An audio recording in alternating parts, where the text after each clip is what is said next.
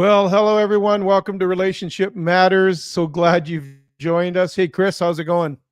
Good, good, Mark. How are things in your world? Yeah, that's going good. I've had a pretty good week. We only really talked once this week, and I Yeah, realized, boy, we're going to have to, because all we did was talk about the podcast. We're going to have to make sure we don't lose our friendship talks talking about the podcast. exactly. Oh man, yeah, no, it was a pretty good week. It's been pretty busy, and you've been busy too. Hey, you had a really busy day today. Oh, I'm gassed. I got to tell you, I am gassed. I can't believe how things are going. But hey, that's the world of business. And, Yeah, I don't want to use the word busy like a badge of honor, like I think our society is doing it, but busy is yeah. okay. I'm not complaining. Yeah, that's a good point, right? It can be a badge of honor, but you know, in the economy, I mean, this will lean into our conversation today, money and marriage. How, Ooh, in this economy, we got to work. I mean, it's tough. I was actually working on our finances today a little earlier in the business, just processing some stuff, and I said to Sandy, I said, we're doing really well, and we're still not caught up. Like we're still yeah. trying to tread water. The bills just don't stop. And we noticed our power bill this month was just like 100, almost $100 more than last month for no apparent reason. There was a bit of a hike in BC with Fortis, but oh my goodness, it's tough to keep up nowadays. Well, it is. But the good news about what you just said is that at least you and Sandy talked about money. We're going to get Yeah, into that today a little bit about what it's like to talk in your marriage or relationship with about money, I think. totally. And it's going to be some Yeah, doozies. yeah. I'm gonna play a video. This is kind of experimenting with the new format. So hopefully, folks, you understand that we're just experimenting a little bit. Chris and I will be, we're just talking about before we came on air here and just saying maybe just even live interviews will be better than the video. But today we have a video. I interviewed Karen Hackman, and she is a financial coach for families. And I just found it was some fascinating. What we're going to do is we're going to play parts of that video. We're going to play it, and then we may pause, and Chris and I will discuss what was said and dissect it a little bit, and then we'll see, and we hope you join us in the conversation. That's why we're doing this live. So we're hoping that anybody that can watch right now that does jump on, by all means, whatever platform you're on, just put it in the comments. You can agree, disagree, whatever you want to do. Ask a question, and we'll get to your questions, and we'll try to answer them as best we can. And that's kind of this. We're experimenting with this, and I've already asked another guest to maybe come on live with us. So we'll see. You'll have a combination. You'll either have guests here live, or you're going to have guests where I've interviewed them, and then we play the tape, and then Chris and I dissect it and talk about it. That we'll give it a shot, right, Chris? Like, Hey, we got to try, right? In this day and age, is you got to try a few things. By the way, I didn't get a chance to, so maybe, and I'm sure you're going to do this, but who's Karen? yeah. So Karen Hackman, and we do it when I play the video. She says what Oh, she does. So Karen Hackman lives in Kenya, Africa, if you can imagine, and she tells a bit of her story. So when I play the video, you'll get a bit of her story. But she just really saw a lot of people, families in financial crisis, and struggling, and so she started a blog talking about budgets and things like that. And then one of her friends said, "Hey, you should be coaching people. This is really helpful."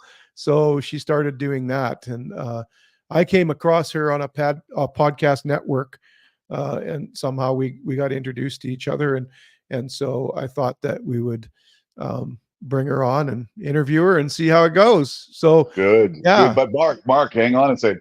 You said a swear word on this did I? podcast. You said the B word, What's budget. budget?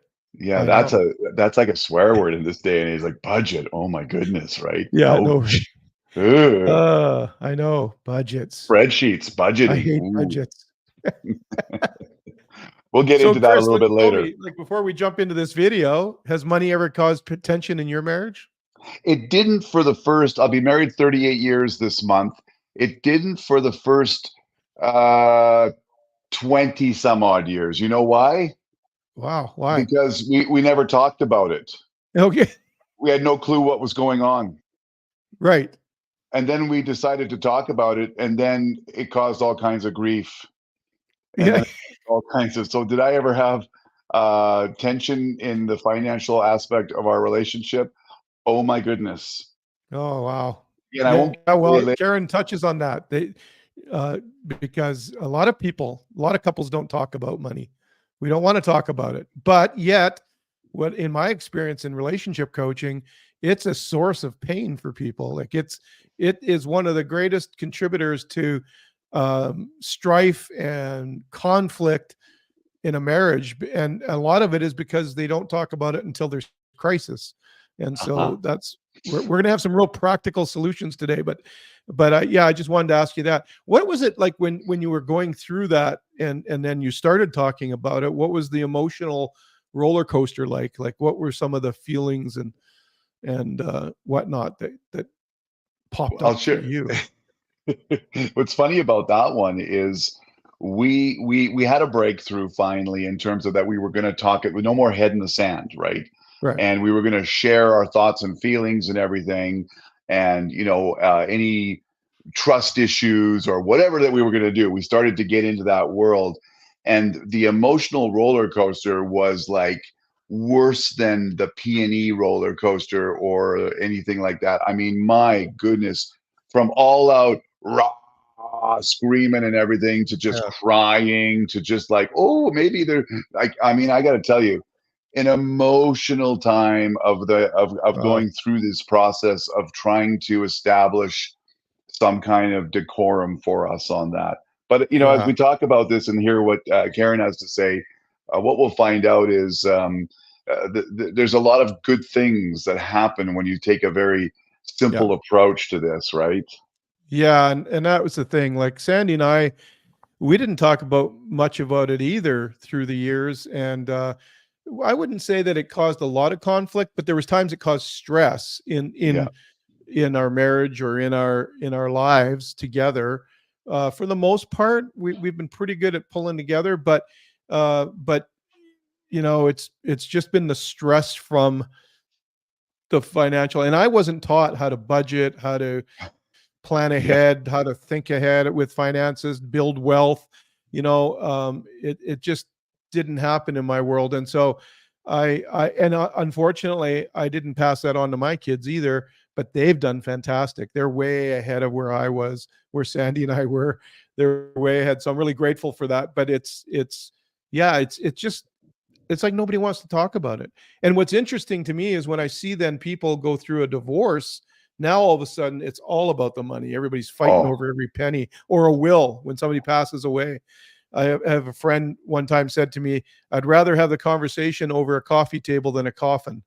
And I thought, yeah. wow, Yeah. what a statement. And so, it's so important, and we just can't ignore this. And that's what this channel is all about. This podcast is about talking about the hard stuff, because nobody's talking about the hard stuff, and we got to talk about the hard stuff.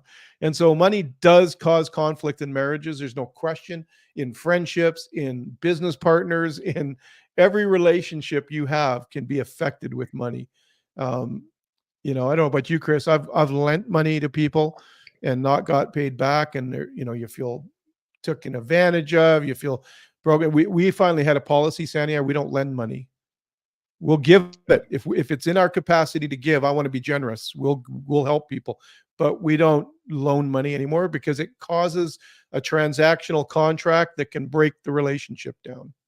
Absolutely, and Lori and I share the same thing, and I think that those are the parts of the little pieces of freedom that you end up achieving in the financial aspect of your relationship, whether you Yeah, want to admit it or not, that you've got financial. I'm not so much talking about the financial situation, like it's tough to yeah, make ends meet. There's no doubt about that. It's about the outcropping of that, like what all spurs on that, yeah, the arguing, the hiding, the whatever else that goes on there, and that's where the relationship erodes, right? yeah, And for so sure. when you can find ways to work through that, I can say comfortably now that we have a rhythm, Lori and I, in the last 10 years financially, a rhythm with the way we do things that money will poke its head up. That little gremlin will poke its head up a little Yeah. bit, but very quickly, like the whack-a-mole game at the fair, you just bang, you bang the little whack-a-mole, it's done. That's it. When the next one Yeah. comes up, bang, done, right? Type of thing. Yeah. And Yeah. that's a freeing moment because you Mhm. don't leave room for the conflict to come in there and consume you. Right. I think you hit on something really important there, and that is like it leads us to dishonesty at times. It leads us to hiding things. I know many people I've worked with have gone out and made major purchases without even checking with their spouse because they just thought, "Hey, I make the money, I'm going to spend it," and it causes all kinds of problems, right? And then so I think that it's the cause and effect of the pressure that is the worst damage. It's when Yeah. we have to be deceptive, when we because we're breaching all kinds of pillars in the healthy relationship. Like I say in my book's the 5 pillars. Almost Yeah. all 5 of them get broken when when we allow the stress of money to impact our marriage and our relationships in general. It's really a tough thing. So Yeah, and those 5 pillars don't just get broken, quite honestly, they get smashed to yeah, smithereens. They totally. really and it's like that. I hid I hid a major debt from my wife for about 18 months. Yeah, And I won't get into the details of that, but I mean, it was something that I got us into, and it was all my responsibility, and I thought I could get myself out of it. yeah. And in the meantime, life threw its curveballs at me, which didn't give me any ability to get out of it. So here I Mhm. am thinking I'm managing the fact that as a man, I'm protecting my wife from some wolves that are trying to devour my life, right? At the end of Right. the day. And I Full think that clip. yeah, well, yeah, and I'm trying to do a really good job. Like I think I'm doing a pretty good job, even though the stress and everything is consuming my day-to-day activities and everything, and then until it got exposed. What's Yeah. really funny, what's really funny is my wife knew about it for about 12 months already. And But she didn't what say anything to you. she didn't say anything. I wasn't saying anything, thinking I'm hiding it. She didn't say anything, knowing that she didn't know 100% what was going on. But don't be fooled, guys, for a second. Your Yeah, wives know what's going on. totally. There's a gift of intuition that I no longer question at all and anything like that. And I got to Yeah, tell you that the day that I can remember exactly where we were sitting when it was just like, so what, it's all there now, it's fully exposed. yeah, yeah. And Mark, you could feel the damage. You could Wow, see the damage to the relationship happening right in front of you. You wow. could not avoid what was all being, those 5 pillars could literally being obliterated in an instant. Yeah, yeah. Yeah, Oof. it must be so scary, and then the shame, that the back wave of Oh, shame is unbelievable. And then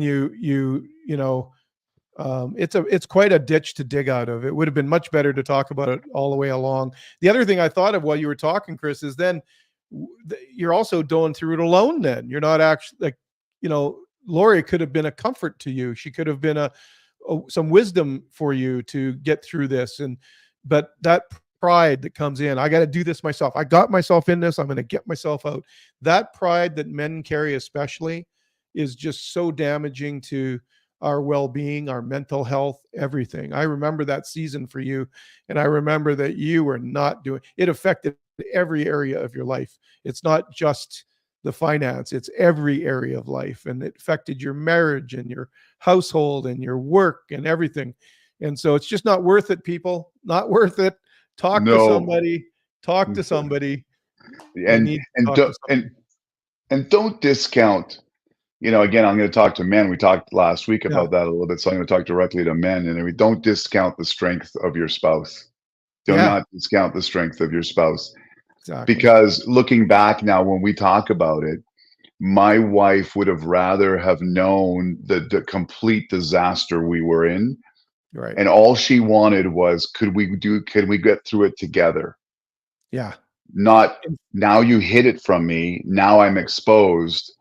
And Wow. and then watching after that, the strength that she rose up with that was Yeah. already there. But as a man, I'm like, no, I'm the warrior. I'm the strong one. I Right. will make that happen. And yet I'm completely alone. Yeah. Man, that's such a good point. And by the way, the outcome of that, when you do work together, is you actually are closer. Your Yeah. marriage is stronger. You see the strength manifesting, and you're so proud of your wife, and you start to like see how powerful she is as a woman. And what a partnership. Like you and Lori are such good partners. What a partnership to be able to do that. And you basically robbed 18 months of your and her life Yeah. in keeping that secret and trying to figure it out on your own. Thanks for your transparency on that, by the way, because this is so important for people to hear. Like, we just don't talk about this stuff, and we don't want our friends to know. Yeah, I know. I remember when you finally fessed up to me, there was so much shame on you about Yeah. the whole thing. You felt like such an idiot. And it was met with grace. And of course I care about you. And actually even telling me, me and Sandy actually helped in the process after that. So now we've got four of us, two couples working together to help that situation. And Yeah. wow, what a tremendous, that I think that brought us closer too. I It think, did, and then it brought others also around, maybe not as close or not anything, but all of a yeah, sudden, then there was a community yeah, that wasn't focusing on the fact that you thought you were ashamed of everything. The community was focusing on what can we do to help. What is totally. human nature? Human nature, no matter what we think about this world, is if you ask the question, would you be able to help me? When as soon Right. as you use that, people's natural DNA is to help. Yeah. Whether they can or cannot is up to the decision, but Right. that's a natural thing. As soon as you allow that to happen, and then you find out that nobody is shaming you for what they really care. I mean, that's a whole other Yeah. emotional roller coaster we'll get Yeah. into in another time. But I mean, I guess we should start up. Let's see what Karen has to Yeah. say because we got Let's, so much to unpack today. Maybe you want to just not watch your movie on Netflix because at 9:30 we'll probably finish tonight. No, I'm just kidding. well, we could probably do weeks and weeks on this subject, and Oh, and maybe we will. Who knows? That's the beauty of this podcast, is that we're winging it, folks. We're winging yeah, it. We're just you bet. trying our best. And I'm not going to play this video now, and this is new for me as well. So be patient if this doesn't exactly hit right. But we're going to start playing this. You're going to hear from Karen about this subject, and then Chris and I will maybe pause throughout and talk, or we'll debrief in some way after it. So here we go. And by the way, leave us comments. Tell us what were some things that happened to you because of money and marriage and pressure and whatever. Just like we just told you our stories, maybe you got a story you want to share in the comments, and or if you have questions, we'll answer your questions a little later. Here we go. Hello, welcome to Relationship Matters. I am back with season 3 here, and I'm so excited.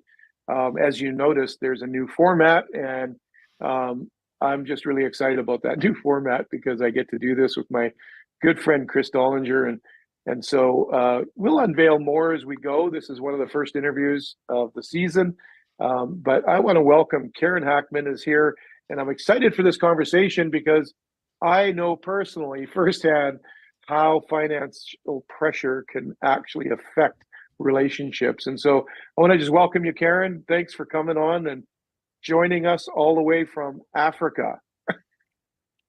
That's amazing. Thank you, Mark. It's a pleasure to be here.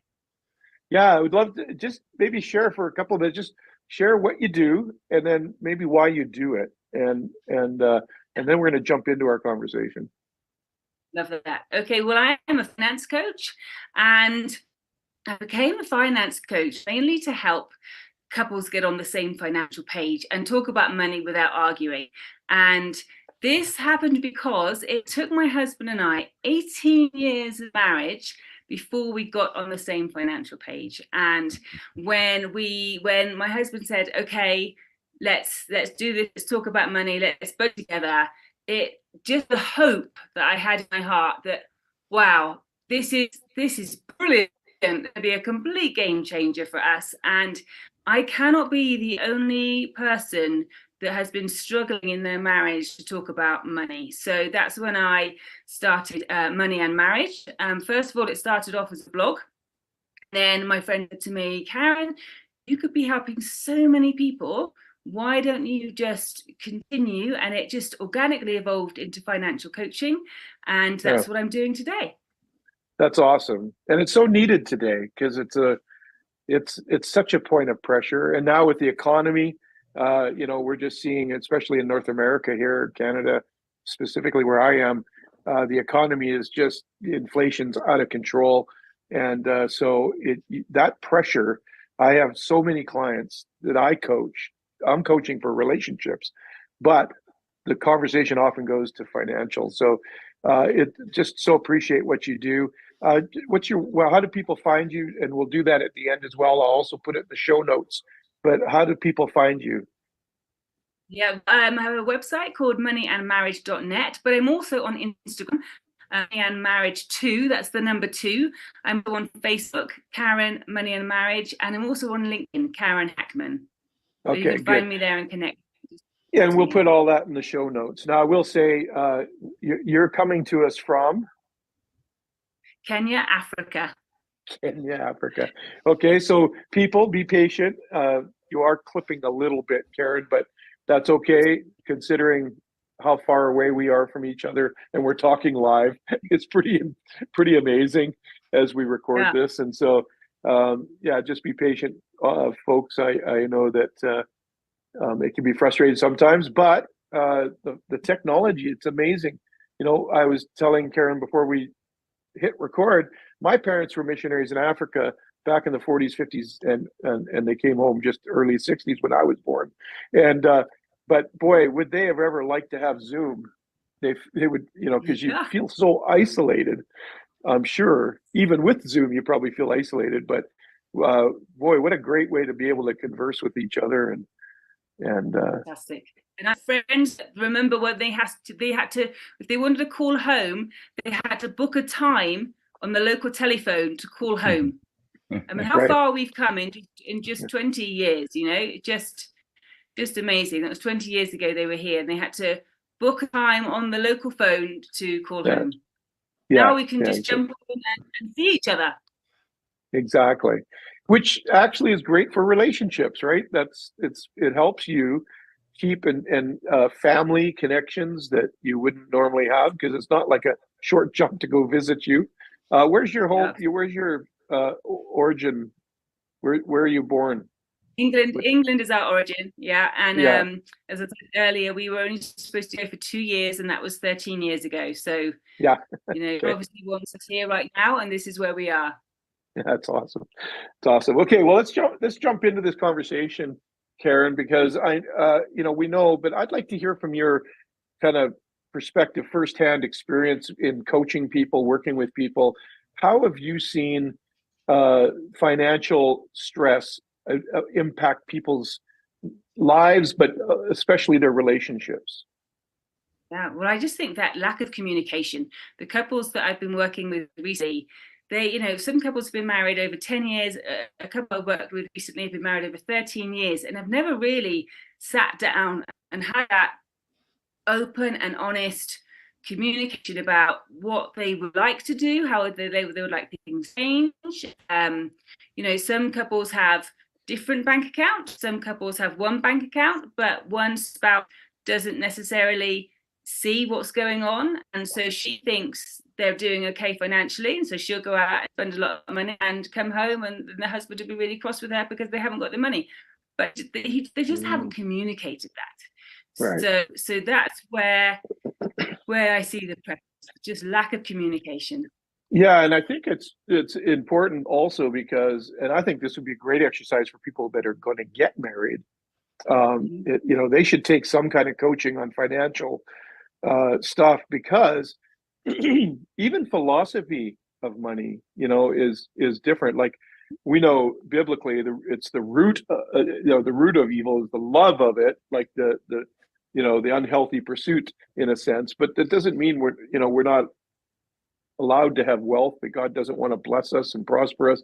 So I really do believe that it's a matter of, I know for my wife and I, for the first years of our marriage, it was simply communication. We never talked about it. And then the second thing that came up was our philosophy on it. My dad didn't pass on that kind of knowledge to me about how to invest, how to create wealth, how to do those things. And then my wife also grew up in a single mom home, and so it was survival. Both our families lived in survival mode most of their lives, and even my parents, right to the end, I had to pay for their funerals. They didn't have enough money to even cover the cost of the funeral, and so so that is, I think, one of the biggest things is not communicating about it, but then also you said something very significant, and that is hiding information about it. That is very destructive. The lack of transparency. Yeah, absolutely. Yeah. That's what we were talking about. Why Go ahead. Sorry. Go ahead. I was thinking that, we, my husband was a youth worker when we got married, and I was a newly qualified teacher. So we didn't have a lot of money. We had marriage prep classes at our local church. We had marriage mentors. We even had a financial advisor, but not one person said to us, are you budgeting? Do you have a budget? What's it going to look like when you get married? And we just had to find this out all for ourselves. And so one of my aims is to be the person that I would have loved to have met and had a conversation with 25 years ago. Because even though my husband and I were friends for a year, and we went out for a year, we were engaged for a year, and then we got married, we still didn't have a money conversation. And and obviously hindsight is a beautiful thing. So I do try to empower young couples to talk about money. And I always say, if you're talking about marriage and if you haven't talked about money, then pause those marriage conversations and let's talk about money and make sure you share the same values. Wow, that's really good. So what are some of the elements in that conversation? What should they be talking about? We're just talking about their dreams, and just talking about and talking about, are they in debt? Have they got any debt? What are we going to do about this? Make a plan together, because when you're married, you are now a team and you're working. It's not your money and my money. It's now, I believe that you are a team now and you can merge it all together. And but I know a lot of couples that doesn't work for them, but this would be my preference. So yeah, just talking about, right, what's the plan? If you've got debt, let's get rid of it.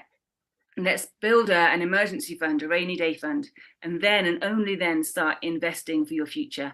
But also making sure you have some fun money too, right? It doesn't mean because you're budgeting, doesn't mean that you don't have any fun money. You've got a line, a category in there for fun money, so you can go out and do what you want to do. You can still go on holidays, vacations, but also just making sure that you're spending less than you earn, and you're not trying to, we call it in England, did you have this in Canada, trying to keep up with the Joneses? Comparison and comparing yourself.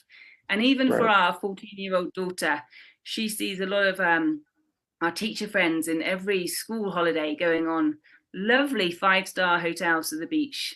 And she's like, Mummy, Daddy, why are we still here? And it's like, because we haven't got that money. But how are they affording? It's none of our business how they're affording it. This is our plan, and this is what we're going to do, Chances are they're not. They're putting it on credit. Yeah, that's what I presume, but I never like to presume. But yeah. So then, Karen, so what I'm hearing then, just practically, you want to talk about I like the vision. In my book, Relationship Matters, I talk about having a vision and a mission statement for families so that you're going into their riverbanks that keep you going in the same direction. So I really like the idea of what is our dreams? What are some of the goals that we have, and interesting, I've got 3 kids and they've all approached this differently, but they're all on the same page, which is really important. They've talked about it.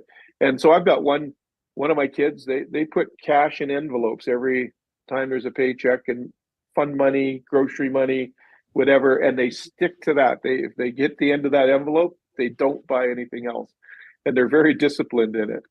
But my other kid was so determined that she was going to have a house, I want to have my own house. And so her and her fiance were saving before they even got married. And when they got married, they moved into their new condo or their townhouse. And so, and so they have equity in their home, whereas the other ones might have more cash in their bank. And so it's just different for all of them. But the key there, that they know what they want for their future. And the second thing is you're saying is you got to set a budget. That budget is like an agreement. Yeah, you know where your money's going, rather getting to like a week before payday and wondering where it all went. Yeah, because that's where the fight is, right? Because now the tension's on because we don't know where we're at, or we find out an emergency, then all of a sudden the tension comes on the marriage, it comes on the relationship, and we want to keep that tension off. Then have a budget and follow that budget. And the other thing is, I thought of, Karen, when you were talking there, was that budget is an agreement, and so fight the agreement. Don't fight each other. Yeah, absolutely. Right?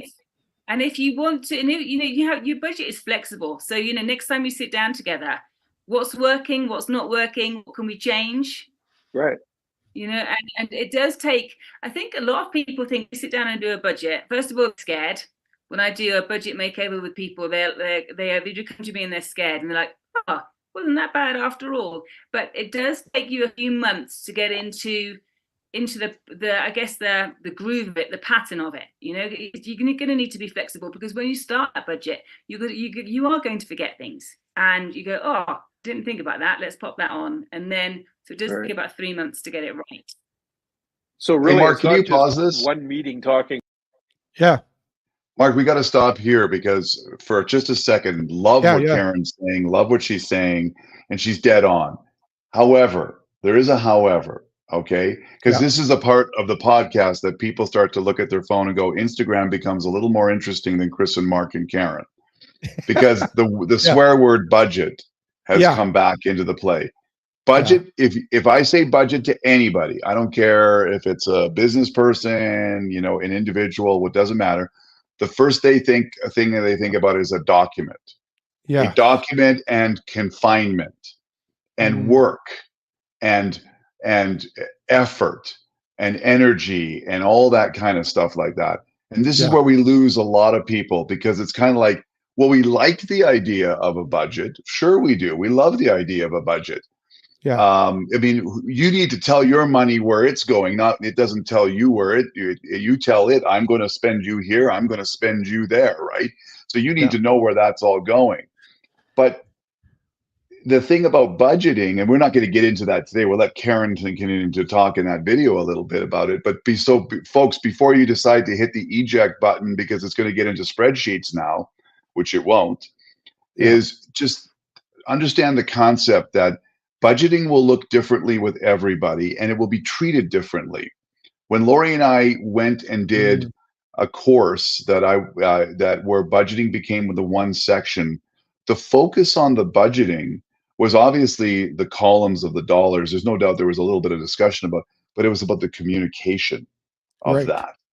It was about the fact that, did we agree that the eating out budget, that we had for restaurants, because Lori and I like to eat out a lot, excuse me, and what was that number? We didn't know that number, but we said, why don't we make a number? Does that make sense? And does that fit in with that? But it was that whole concept of the communication. Now, did Lori go out there and create spreadsheets and tape them up on all over the windows and all over the fridge, and then we white markered this and we yellowed that and everything? And did Chris Dollinger download it into Evernote and then email and text Lori every day saying, look what we're doing, look what we're doing, and get the Royal Bank app to tell us exactly all the time, you've just been spending money, you've been spending money? No. I mean, you can do that if you want. I don't think there's any wrong way to do that. But I think that's scary about the word budget is, don't go into this listening to what Karen and what we're talking about is, oh my goodness, I have to become a computer nerd, learn how to put everything in an asset and liability column, and figure out what to do. There are really good ways to do it. I bet you Karen has a great one of how to do that. And then you steer the ship. Yeah. The ship doesn't steer you. Well, that's the key, because she said it in there. It's like, it's the agreement. It's the power of agreement. And so when you're setting a budget, it's going to inevitably lead to, what do we spend money on? Well, that's going to reveal our values. What is valuable to us? You and Lori and Sandy, if you would like going out for dinner, then that's a value. It's not just for the sake of going out for dinner. It's that it's going out with friends, or it's community, or it's just us, a date night. So that to me is more important than the budget line item. But if you don't talk about the budget line item, then you don't even share values. You don't find out from each other what is important to you, what works for you and what doesn't work for you. Yeah, And I got to exactly. tell you, Sandy and I are terrible with budgeting. We don't do it. I'm just being honest. Yep. It's been tough through the years of just doing budgets, but we do talk about our values. We talk about what's important. We make decisions together about our expenditures. We never go and buy something without checking with each other. And so, we always communicate about it, but we don't, we have over the years sat down with the budget and written down, and tried to follow it the best we could. And I would say, honestly, that's part of the reason we even have financial struggles today, because we didn't do that enough. And we didn't value savings enough. We didn't value that. Karen's gonna talk about it in a bit here, about compounding interest. It's magical, and how it elevates. And we just didn't talk enough about that stuff. So we tended to talk in our budgeting. We talked about the here and now instead of the future. And she brought that up, and I thought it was really good. Let's talk about the future too, so that our money is working for us. Exactly. And for those of you that are watching us online today, post a little comment on there. Do you do a budget? Are you the spreadsheet guru in your family, or do you just wing it? We'll talk more about that as the thing goes on. So, Karen, even if you're watching this later after it's been live, leave it in there anyway. We watch the comments and we comment back.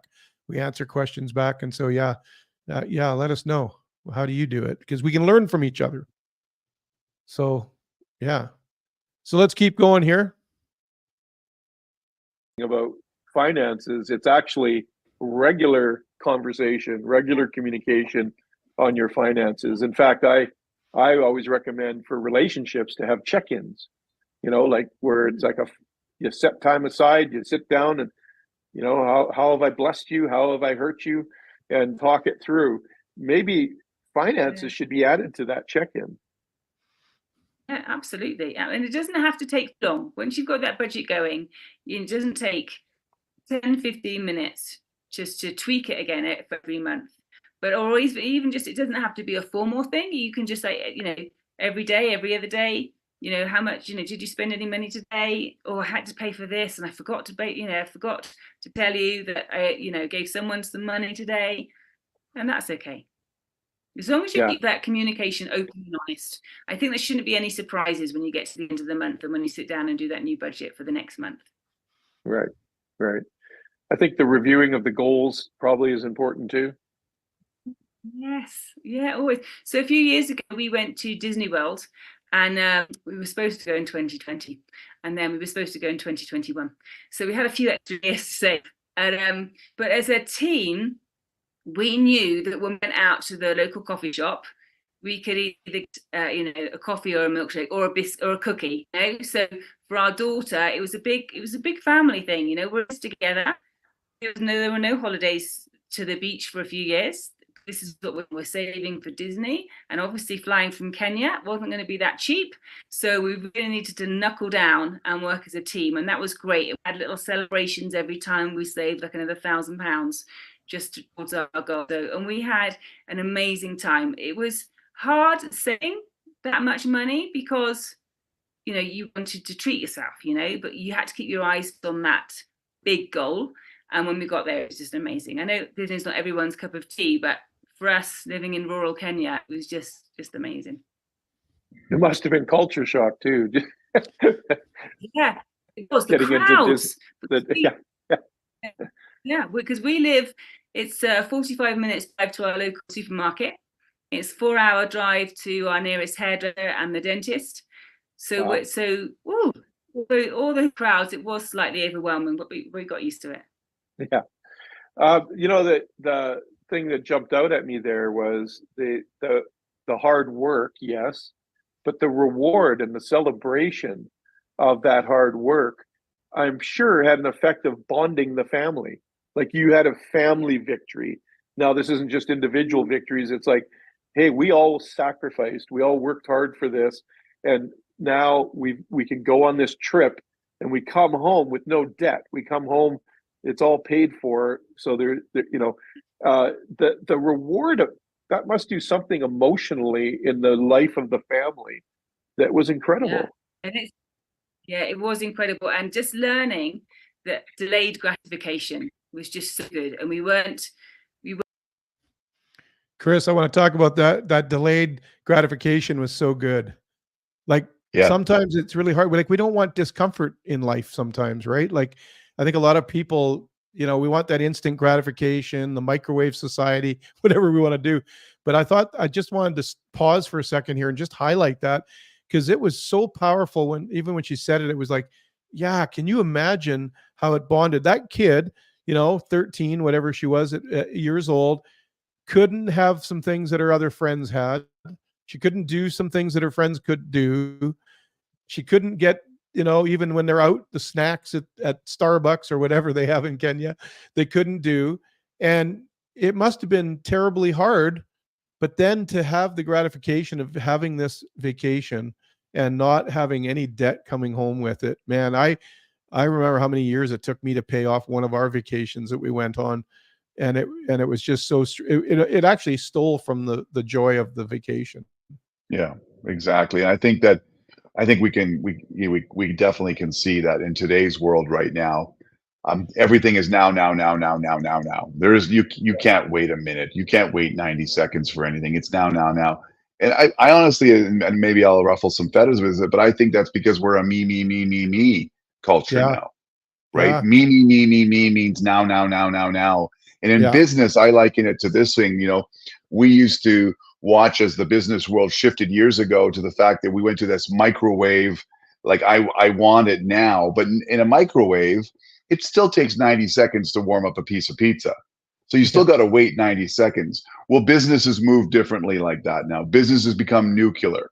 Nuclear is instant hot, instant now, right? No, it's nanoseconds and you're having it. And we as a society, when Amazon says, I'm going to deliver it tomorrow, and then they tell you it's the next day, you lose your mind. People lose their minds. Right. Yeah. So I digressed a little bit on that, in terms of that, because this delayed gratification, I think we can embrace the fact that it's not a bad thing.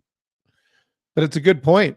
It's a good point. If we can just restrain, we can, and I just like how it brought the family together. Now they're celebrating. And so we'll let her finish her story here. But I just thought it was so good. I wanted to stop. We weren't just putting it onto a credit card or taking it alone. We, as you said, we work for this. We had our eyes fixed on that goal, and it was just amazing. It was just amazing. And there was. I'll tell you this story that it's not cheap, Disney, right? It has a way of taxing you from your money. And then so my daughter and I would go every day with this lovely kind of drink and a chocolate donut, and it came to about $20. We wouldn't normally pay that, but we were at Disney, so we were having fun. And there's this guy in front of us, right? You can share half a donut to his children. And I was like, oh, come on, you're at Disney, just do it. But obviously he had a different budget to me, and that was okay. But I did half a donut. I'm at Disney. I'm only here once in our lives. Although saying that, our teenage daughter does want to go back again, and I'm like, oh, going to be the 4 years or more of saving some more money. Yeah. But I just think, I think about what, I talk a lot about connection and how so important it is to be connected in family. Now here you have a teenager and you've achieved this goal together. It's got to create that connection, a bond, a shared experience like that you all sacrifice for. I just want the listeners to realize how valuable that is. It feels painful in the moment, but wow, with that connection and that trust that's built in that process, has got to be good for the relationships in the family. Yeah, it was great. It was a brilliant, I guess, achievement for us as a family, because we've never Yeah. saved that much money before, you know. And and it was because when we used to live in Bermuda, but basically, I'll tell you, we're back in 2009, 2010. We were in the UK, and my husband was a youth worker, and the recession hit. So we knew that he would probably losing his job. So looked around for jobs, and his job came up in Bermuda for him. So we moved to Bermuda when our daughter was 18 months. And in Bermuda, a lot of our friends were actuaries or hedge fund managers, and my husband was a youth worker. And I remember the one Christmas party, someone said to us, yeah, so you're here for the bonuses as well. And I said, my husband's a youth worker. And I wanted to say, our treasures are in heaven, but I thought he might not really appreciate that. So, and our daughter was, as she grew older, she went to school, and some of her friends were going to Disney World 3 times a year. And when she was 5, she looked at me and said, Mummy, when can we go to Disney? And I said, oh, honey, I'm really sorry, but your dad's a youth worker and I can't get a job, so it's not going to be anytime soon. So when we both came to Kenya and we both had a job, it was then. It was it was a long time coming. But then when we said 2018, we said, right, we'll start saving now, Disney, and this will be our mission together. Yeah. So we got there in 2022. That's awesome. Was she excited? Was it all she hoped for? So,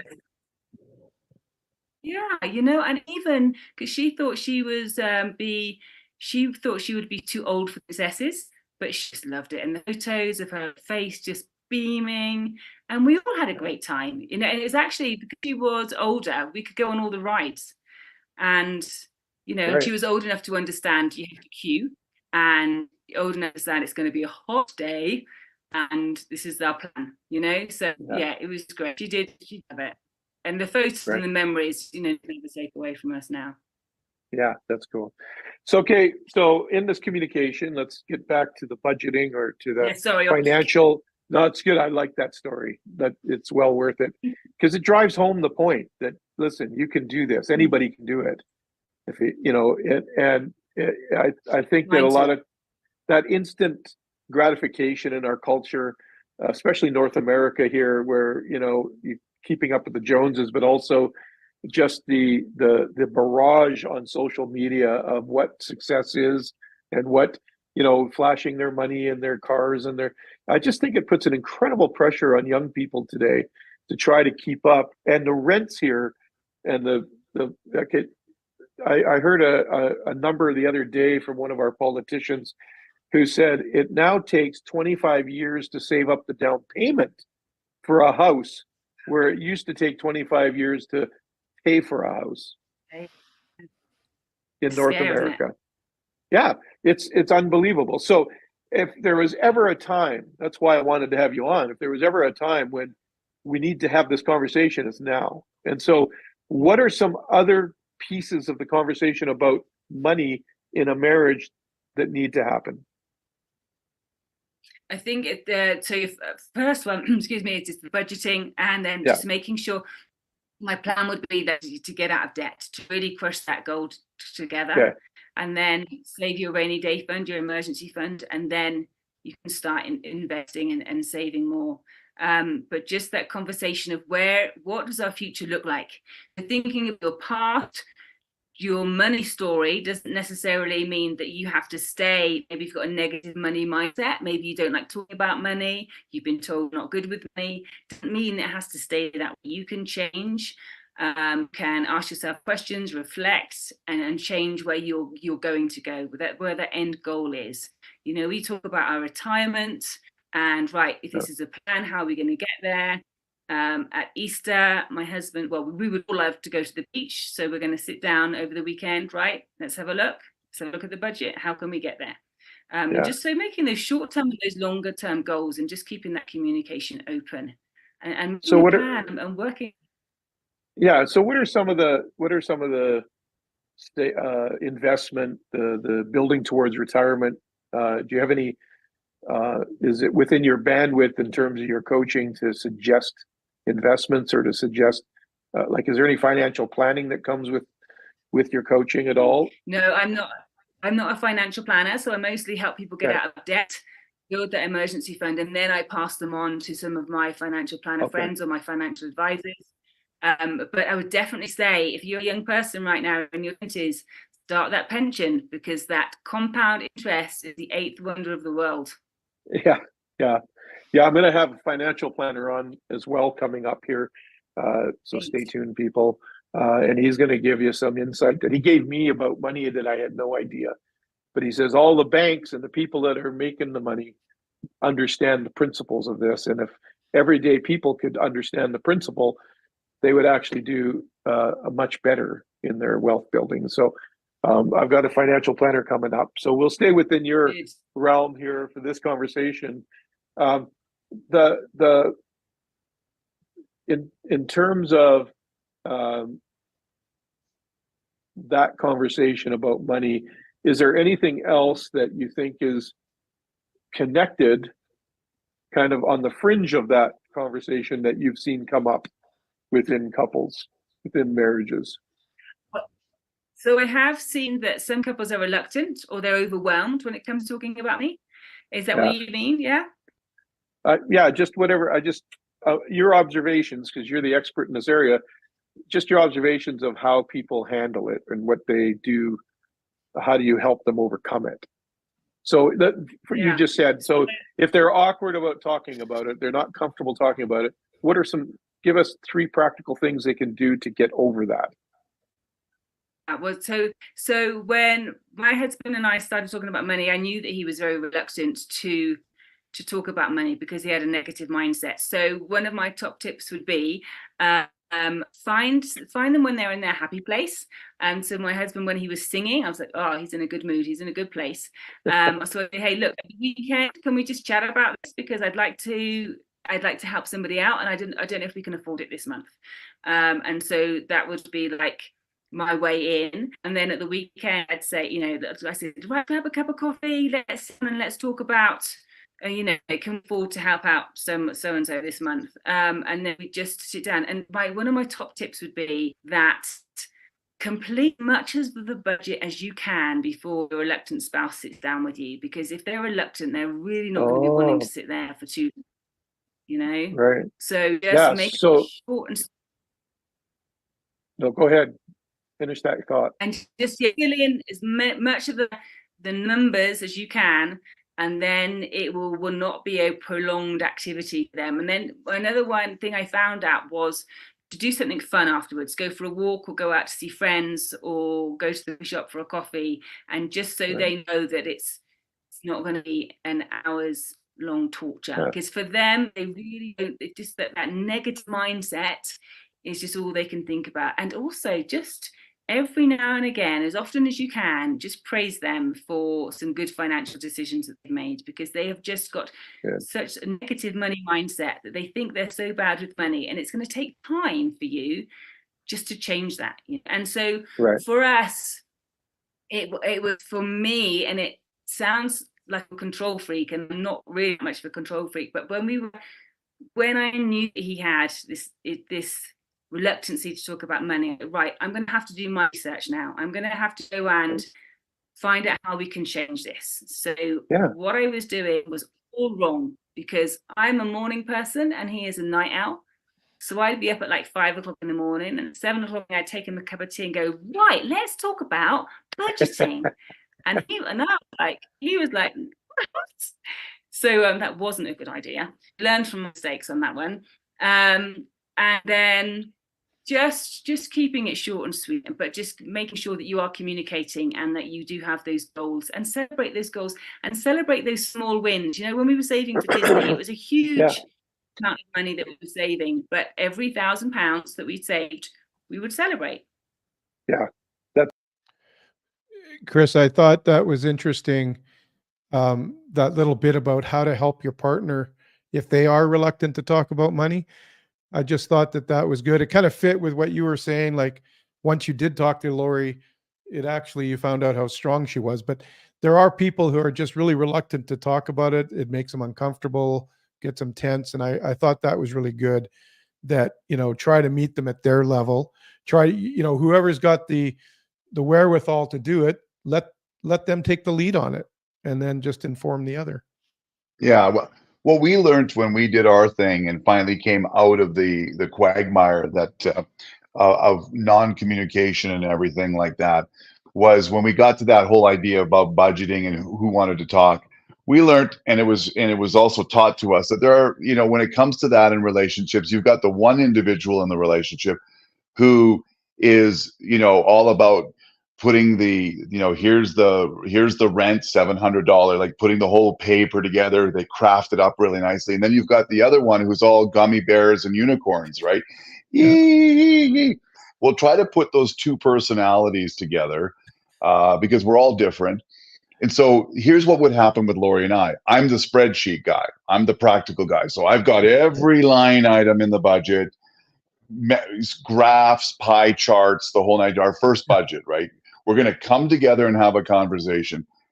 And Lori doesn't come prepared at all.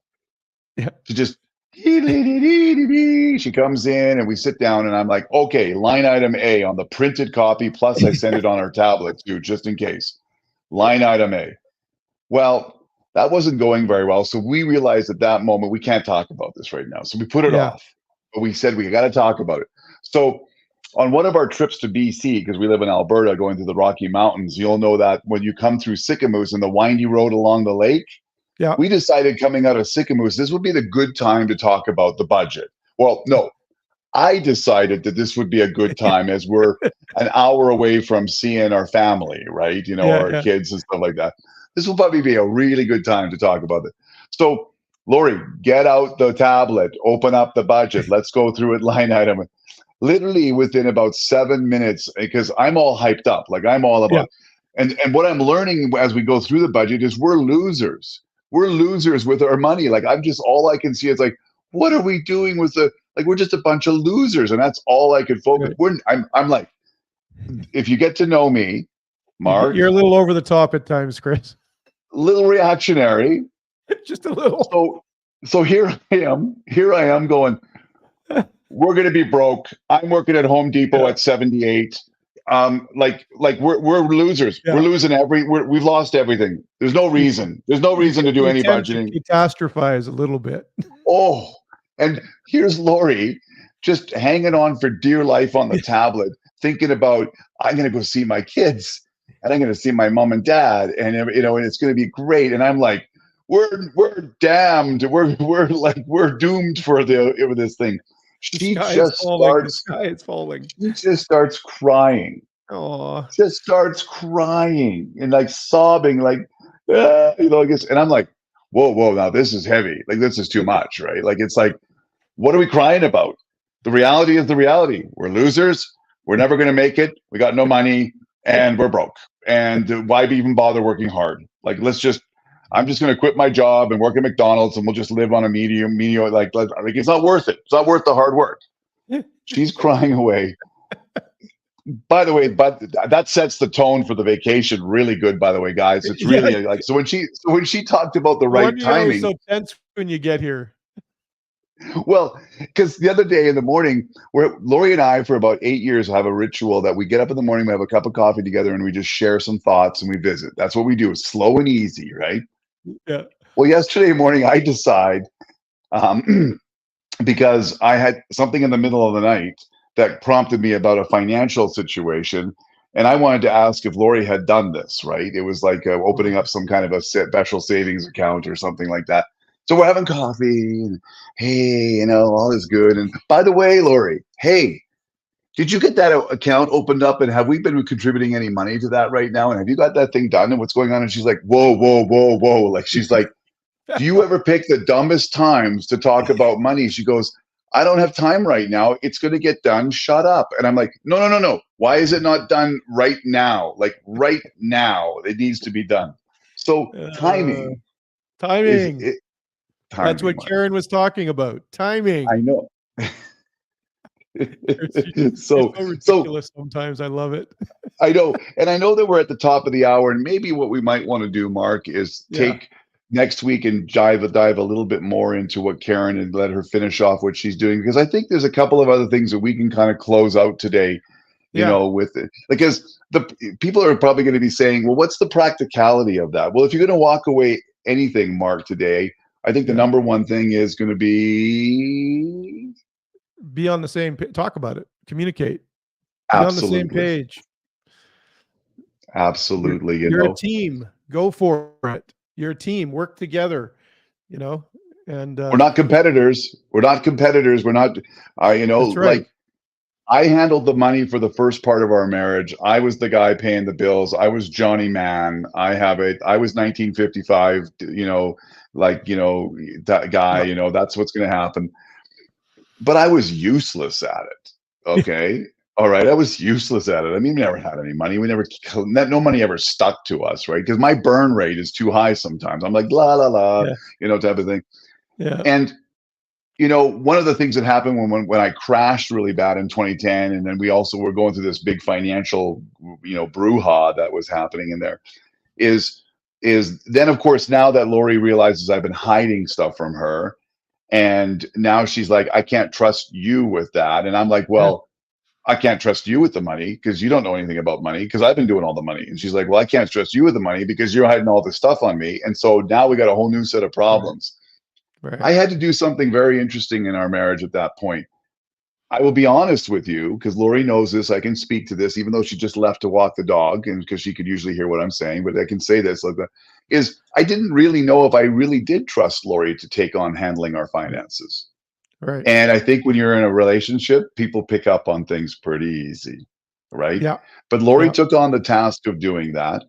And I did the Dollinger micromanagement program. Where is this? I was online every day. What's the bank? What's it doing? Like this.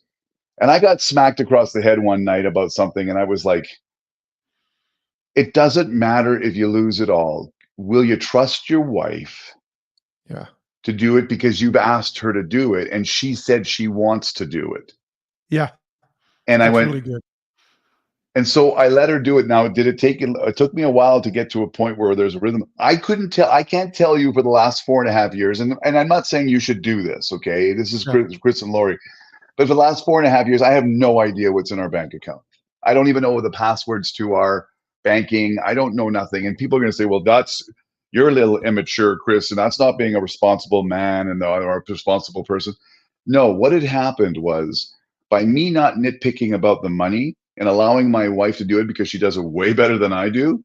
And yes, we talk about budgeting, and yes, we talk about what we're going to spend. And yes, I just got a bonus from work, and now it's like, what are we going to do with that? And then it was like, okay, the fact of the matter is that I'm not sure she's there 100%. If she was here, I'd have her come down and answer the question. But I think she's now at a place where she's comfortable that I'm not micromanaging, we are communicating, and that I do trust her. Yeah. And I That's think far that, more important. to me, it is part of the revolution of what has happened in our relationship when it comes to money, right? Like that. Yeah. And I I tell do people all trust the her. time, you got to hold the relationship above everything else, right? Yeah. Well, you said that all the time. Now, the one thing I would say is that I think a lot of us talk a little bit about, what you should do. Like, you should have a budget and you should get out of debt and everything. Of course, the key to it is talk to your financial advisor. And if you don't have one, this is the other part about the shame part, right? Yeah. I won't talk to a financial advisor. That's what people will say, because I don't want them to realize how bad I'm in debt. Yeah. Or I don't want them. And you know what? I have the few good financial advisors I've met over the time. They don't care about how much debt you have in terms of why you did it and what you do. What they care about is, how are we going to get you to succeed? Yeah. They want to see you That's win. what I heard from Karen there. It was just like, whether you're a financial coach or financial planner, they want the best for you. If they help you succeed, they succeed. So why wouldn't they want the best for you? There's no judgment in it. There is no judgment, and why would there? And if you ever went to a financial advisor that gave you any hint of judgment, guess what you're going to do? Go to another one. Hunt them. You know, Yeah. you've got a friend named Mike. You know, you want to bring him on Yeah. board. You know, I bet you if we called Mike right up right now and said, Mike, Yeah. what's your number one goal? And that is to get people financially free. Yeah. I'm guessing. I don't know, but I'm Yeah. telling you the good ones, and the Mike is a good one. The good ones are going to Mhm. do that. And I think that if there's a practical piece to walk away outside of what you just said with communication is don't be afraid to see someone who's an expert, you know, or a specialist in this, and let them walk you through what can be done. And even if you have to start with small, Yeah. $50 a month, you know, Yeah. chunk down the $300 Visa bill that you keep carrying a thing on like that, and so on and so forth. But do it together, right, Mark? Yeah. Yeah. Exactly. One person can be assigned the task of doing it, like you just talked about, Yeah, but make the decision together. Make the yeah, decision and be on the same page. And when you sat, and that's what I got from Karen this first half of the interview. It's like when you jointly sacrifice, you get the joint reward. If one does everything, no communication, and there's a victory, you've left the other one out of the joy of the victory. And victories cause connection. When we set our minds to something and we achieve it together, it actually strengthens and deepens a relationship. And that's really more important and more powerful than whatever the financial result was. It's actually the connection that you end up having with your spouse. And that's why money and marriage do go together, that they can actually work together very well if you do the things that were talked about today. So we'll leave it there for today because we're about an hour and 7 minutes. This whole long form, medium form, short form, I mean, Joe Rogan goes for 3.5 hours, but we're not going to do that. We're going to try and keep it to an hour and 10. But we are going to finish this. So even I bet you Karen's probably watching. Well, depending what time it is in Africa. But Karen, I think we're going to pick up your interview again, and we're going to continue this conversation because I think we could talk about it lots more. And there's stuff that Karen talks about near the end of the interview that's really good as well about generosity and Ooh, family giving. And I thought that was really good. And so yeah, let's put a pause on it here, and then we're going to revisit it. And that's the nice thing about this now, this new format. We're not having to cram everything into one episode. We're just going to be here every Friday, and yeah, and sometimes it'll be both of us. Sometimes it'll be one of us. Sometimes it'll be just an interview, maybe just a video played. But we are going to be here every Friday, and we're going to be talking about relationships. And we're going to make sure that we talk about all things relationship matters, and and have some fun while we do it. And exactly. by the way, and you'll hear what not to do just by listening to Chris. Well, that's what I was going to say. If we're going to carry on with money next week, I got some more crazy stories about what A, you shouldn't do, and Yeah, B, just the insanity that sometimes happens in a relationship that none of us want to admit, but yeah, I'm okay admitting it like that. So I'm yeah. saying that Let's do it. there's a light at the end of the tunnel. Lori and Yeah, I've just turned 60, so we're thinking about the next 10 years. We're in a yeah, frame that has never been. We're like anybody else. We fight to make ends meet and do all the usual stuff like that. But we've never been more free than where we are right now when it comes financially. And when you talk about generosity, I might drag Lori just a quick word because that yeah. woman is the generosity queen in my house, right? And She so is. I think She I'm is. excited to see what the rest of Karen has to say. Mark, Yeah, as usual, a lot of fun. Anybody that's listening to this, get your comments, and we'll yeah. see you next week, right? Sounds good. Yeah, leave questions. We'll answer them, and as we go, I'll be watching for the comments and stuff. And then yeah, let's continue this conversation next week. Thanks so much for tuning in. If you watch live, and if you didn't watch live and you're watching later, thanks for tuning in.